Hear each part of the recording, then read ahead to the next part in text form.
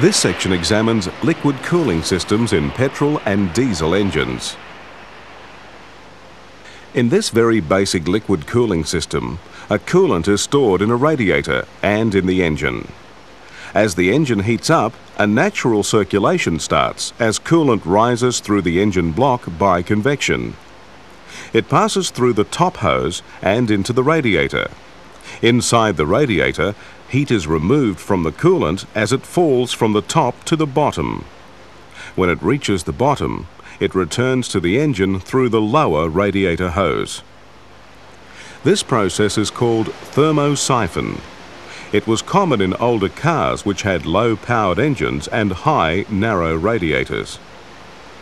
In modern cars, the engines are more powerful and radiators are low and wide, and a thermosiphon process couldn't move the coolant quickly enough.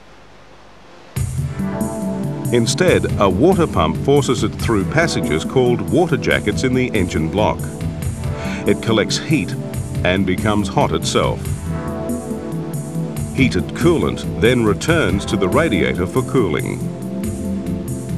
And the cycle is repeated. Heat is removed from the engine and dispersed. Preventing overheating is one function of the cooling system. It also helps the engine reach its best operating temperature as soon as possible. Every engine has a temperature at which it operates best. Below this temperature, ignition and combustion can be difficult. Most engine wear occurs during this warm-up period, and most pollution too. One function of the thermostat is to shorten the warming-up period. It operates according to coolant temperature. When coolant is cold, it is closed. When a cold engine starts, coolant circulates within the engine block and cylinder head and through a coolant bypass to the water pump inlet. It can't get to the radiator. As the engine warms up, the coolant trapped in the engine gets hotter and hotter. This starts to open the thermostat, allowing hot coolant to flow to the radiator.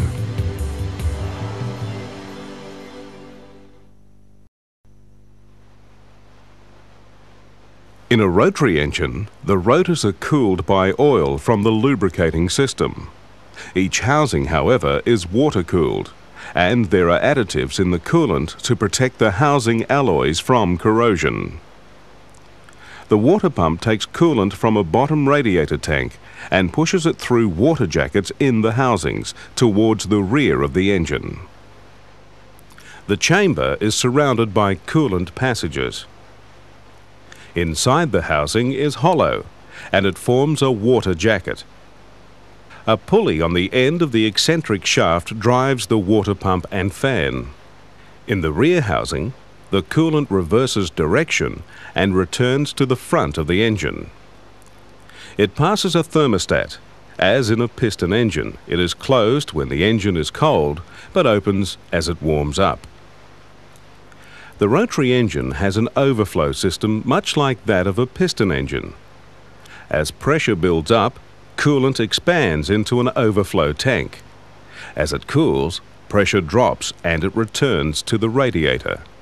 A viscous hub links fan speed with engine temperature.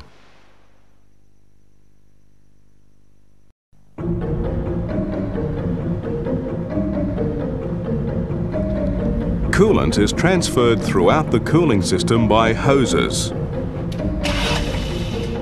Most vehicles have the engine mounted on flexible mountings to reduce noise and vibration. Since the radiator is mounted to the vehicle body, flexible hoses are needed. Coolant is also carried to the heating system, which is usually inside the cabin of the vehicle. Coolant hoses vary in diameter depending on the volume of coolant that passes through them. Heater hoses carry a smaller volume. Most hoses are made of rubber, and since they are subject to pressure, they are reinforced with a layer of fabric. They are molded to a special shape to suit the model and make of vehicle. Some heater coolant hoses also have special shapes. All hoses are subject to hot coolant and high underbonnet temperatures, and they can deteriorate and fail.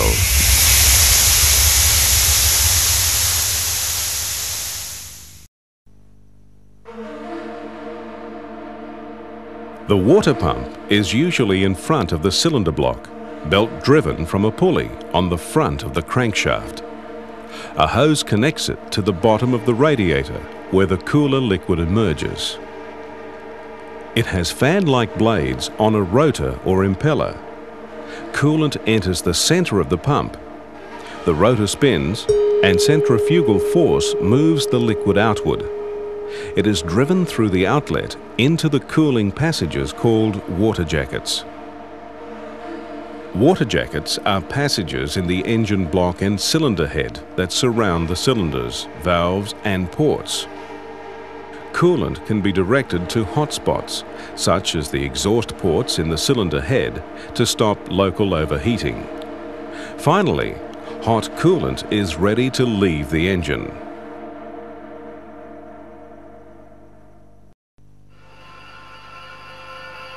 The thermostat helps an engine to warm up. It's found in different positions on different engines. It is a valve that operates according to coolant temperature. When coolant is cold, a spring holds the valve closed. When a cold engine starts, coolant circulates within the engine block and cylinder head and through a coolant bypass to the water pump inlet. It can't get to the radiator. As the engine warms up, the coolant in the engine gets hotter and hotter. This thermostat has a wax-like substance that expands as the engine nears its operating temperature. This starts to open the valve. Coolant starts to flow to the radiator. Thermostats have a small hole or valve to let out air that's trapped in the engine block. Heated coolant is pumped from an outlet in the cylinder head. It goes into the upper radiator hose, then to the radiator.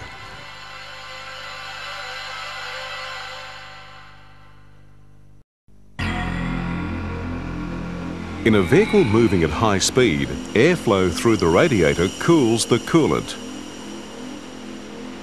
But at low speed or when the engine is idling, extra airflow comes from a fan. Fans can be driven in different ways. More and more modern vehicles now use an electric fan. Air-conditioned cars often have extra fans. Electric fans can be behind the radiator, in front, or both. This arrangement would be difficult with a belt-driven fan. Some fans can be driven from the crankshaft. When an engine is mounted longitudinally, its fan is usually mounted on the water pump shaft.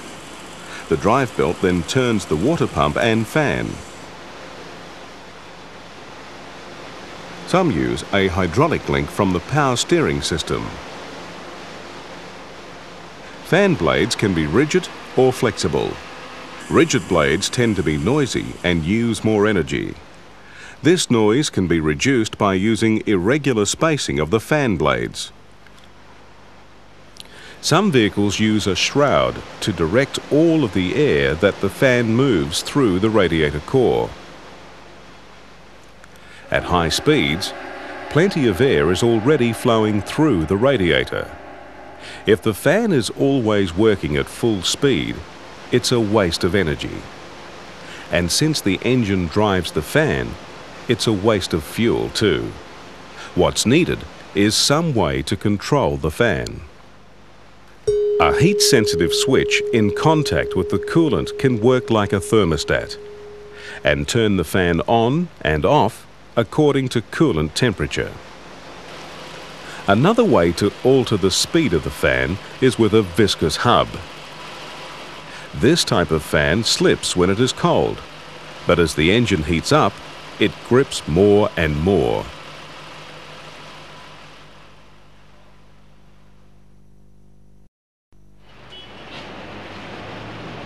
Overheating can seriously damage an engine, so having warning of trouble is obviously useful. A device that's sensitive to engine temperature sends readings to a temperature gauge or a warning lamp. To give an accurate reading, This sensor must always be immersed in liquid. Indicators that measure coolant levels can give warning if the levels fall too low.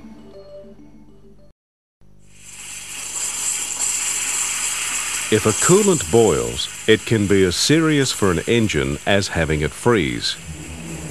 Boiling coolant in the water jacket becomes a vapour. No liquid is left in contact with the cylinder walls or head. Heat transfer by conduction stops. Heat builds up, and that can cause serious damage.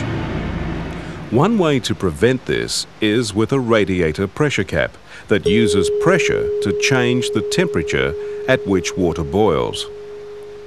As coolant temperature rises, the coolant expands and pressure in the radiator rises. It soon rises above atmospheric pressure, and that lifts the boiling point of the water. Engine temperature keeps rising, and the coolant expands further. Pressure builds against a spring-loaded valve in the radiator cap until at a preset pressure the valve opens. In a recovery system, the hot coolant flows out into an overflow container. As the engine cools, coolant contracts and pressure in the radiator drops. Atmospheric pressure in the overflow container then opens a second valve, a vacuum vent valve, and overflow coolant flows back into the radiator. And that stops atmospheric pressure collapsing the radiator hoses.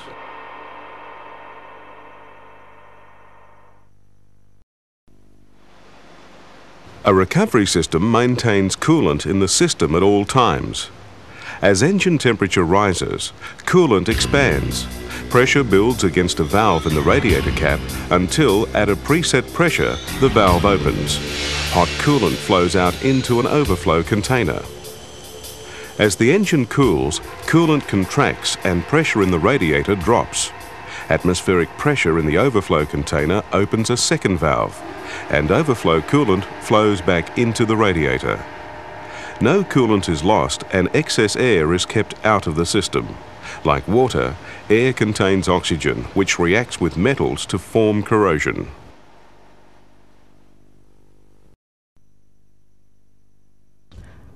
A thermoswitch opens and closes according to preset temperature levels.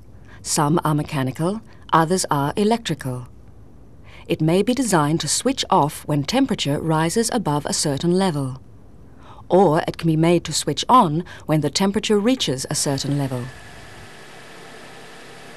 Heat switches can operate on the bimetallic strip principle. It consists of two different metals or alloys attached back to back. As different metals and alloys heat and cool, they expand and contract differently. That means that if they are joined and then heated, the faster expansion of one will force the whole strip into a curved shape. As the strip changes shape, it can be designed to complete a circuit, and a resulting electrical signal can then do a range of tasks. Or it might have a mechanical effect, simply opening a passageway. Cooling then produces the opposite effect, breaking the circuit and closing the passage.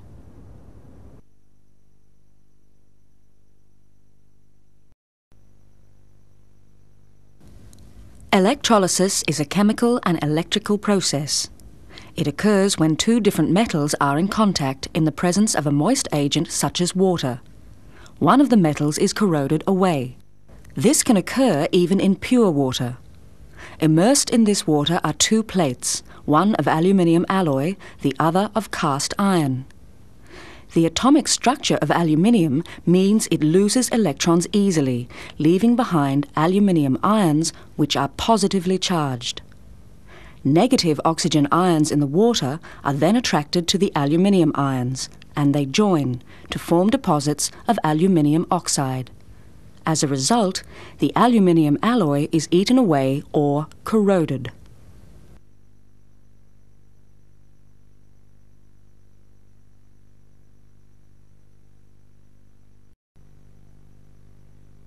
This water is open to the atmosphere or at atmospheric pressure. It is heated, and it boils. The thermometer shows its boiling point. Now the water is put under pressure, higher than atmospheric pressure. It's heated and it boils at a higher boiling point. The pressure is decreased. The water again is boiled, but at what temperature?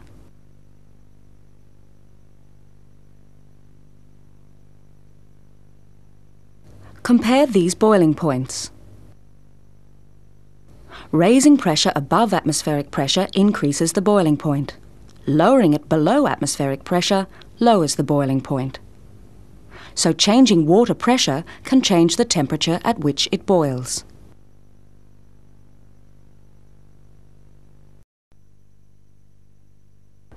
Centrifugal force is a force pulling outward on a rotating body. A vehicle turning a curve is a similar system to this rotating body, so it is subject to centrifugal force too. Centrifugal force resists turning and tries to keep the vehicle moving in a straight line. Centrifugal force is also the force that causes an out-of-balance wheel to vibrate. Centrifugal force can also be useful. When coolant enters the center of this pump and the rotor spins, centrifugal force moves the liquid outward.